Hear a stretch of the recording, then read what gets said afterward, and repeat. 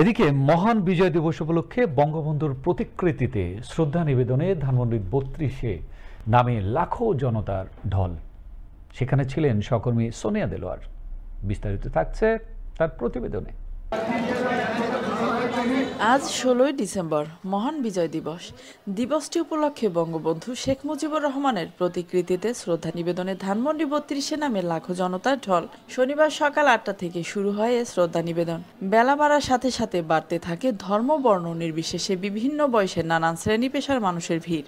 এই দিনে আমাদের বাংলাদেশ স্বাধীন হয়েছে এবং বাংলাদেশের বুকে সার্বভৌম রাষ্ট্র হিসেবে স্বীকৃতি পেয়েছে। ১৬ই ডিসেম্বর এই দেশ আমরা বহুত রক্তের বিনিময়ে এই দেশ স্বাধীন করা হয়েছে।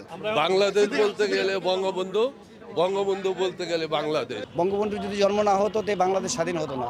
জাতির জনক বঙ্গবন্ধু শেখ মুজিবুর রহমান মানে হচ্ছে একটি মানচিত্র, একটি বাংলাদেশ, একটি সার্বভৌমত্ব। ৬৯-এর গণঅভ্যুত্থান, ৭০-এর নির্বাচন বঙ্গবন্ধুর নেতৃত্বে হয়েছিল।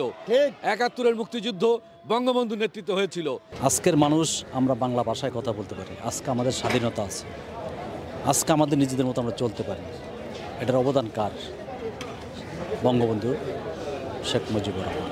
দেশ স্বাধীন হয়েছে বঙ্গবন্ধুর অবদান, এবং এই দেশ উন্নতির দিকে যাচ্ছে বঙ্গবন্ধুর অবদান। ১৯৭১ সালে স্বাধীনতা যুদ্ধে বাংলাদেশ যে বিজয় অর্জন করে সেটা জাতির জনক বঙ্গবন্ধু শেখ মুজিবুর রহমানের নেতৃত্বেই।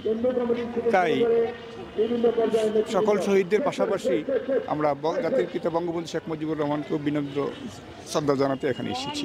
দীর্ঘ ৯ মাস যুদ্ধের পর ১৯৭১ সালের ১৬ই ডিসেম্বর ঢাকার সোহরাওয়ার্দী উদ্যানে হানাদার পাকিস্তানি বাহিনী বাংলাদেশ ও ভারতের সমন্বয়ে গঠিত যৌথ বাহিনীর কাছে আনুষ্ঠানিকভাবে আত্মসমর্পণ করে। পৃথিবীর বুকে অভ্যুদয় ঘটে বাংলাদেশ নামে একটি নতুন স্বাধীন ও সার্বভৌম রাষ্ট্রের। যে সকল বীর শহীদদের বুকের তাজা রক্তের বিনিময়ে অর্জিত আমাদের এই স্বাধীনতা, সে সকল বীর শহীদদের প্রতি রইল বিনম্র শ্রদ্ধা, সেই সাথে অশেষ কৃতজ্ঞতা।